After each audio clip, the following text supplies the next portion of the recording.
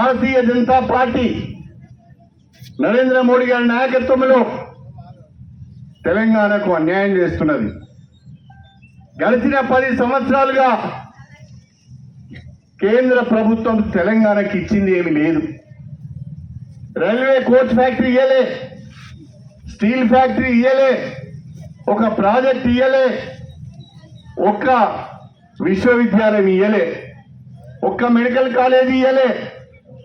ఏ ఒక్క పని కూడా తెలంగాణకు నరేంద్ర మోడీ చేయలే. విభజన చట్టంలో కాజీపేటలో రైల్వే కోచ్ ఫ్యాక్టరీ పెట్టాలని ఉంది, కానీ కనీసం దానిపైన విచారణ కూడా చేయలే. తెలంగాణకు ఏమీ చేయని, నిధులు ఇవ్వని భారతీయ జనతా పార్టీకి ఎందుకు ఓటేయాలో దయచేసి మీరు ఆలోచించాలని చెప్పి నేను కోరుతున్నా. నరేంద్ర మోడీ గారి నాయకత్వంలో దళితులకు అన్యాయం జరిగింది, ముస్లింలకు అన్యాయం జరిగింది, క్రిస్టియన్లకు అన్యాయం జరుగుతున్నది, పేదవాళ్లకు మహిళలకు కూడా అన్యాయం జరుగుతున్నది. ఉన్న వాళ్ళకు మాత్రమే దోచిపెడుతున్నాడు.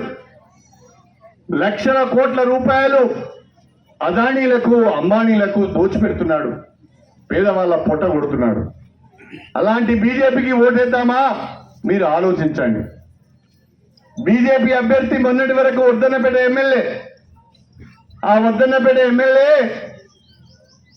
భూ కబ్జాలకు పాల్పడుతున్నాడని, రియల్ ఎస్టేట్ వ్యాపారం చేస్తున్నాడని, రైతుల పొలాలు లాక్కుంటున్నాడని వర్ధన్నపేట రైతులు ఒక దెబ్బ కొడితే దిమ్మ తిరిగి అడ్డం పడ్డాడని చెప్పి ఈ సందర్భంగా తెలియజేసుకుంటున్నాడు. ఆయన మళ్ళా ఇప్పుడు వస్తున్నాడు,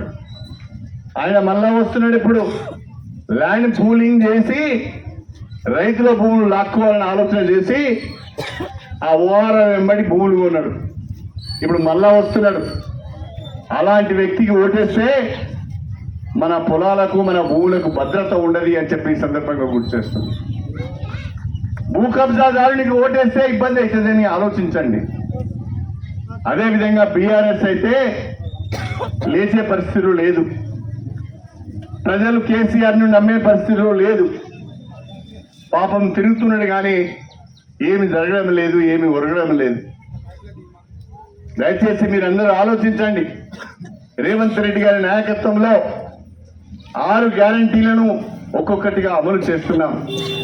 మొన్న ముఖ్యమంత్రి గారు ఒక మాట చెప్పారు, 6 అటు సూర్యుడు ఇటు ఉదయించిన ఆగస్టు 15 లోపల రైతుల రుణమాఫీ చేస్తానని చెప్పిన వ్యక్తి రేవంత్ రెడ్డి గారు. 10 ఏళ్లలో నిర్మించని ఇందిరమ్మ ఇల్లు సంవత్సరానికి 3,500 చొప్పున ప్రతి పేదింటికి ఇల్లు కట్టిస్తానని చెప్పిన వ్యక్తి రేవంత్ రెడ్డి గారు. అదేవిధంగా ఏఐసిసి ఇచ్చిన మేనిఫెస్టోలో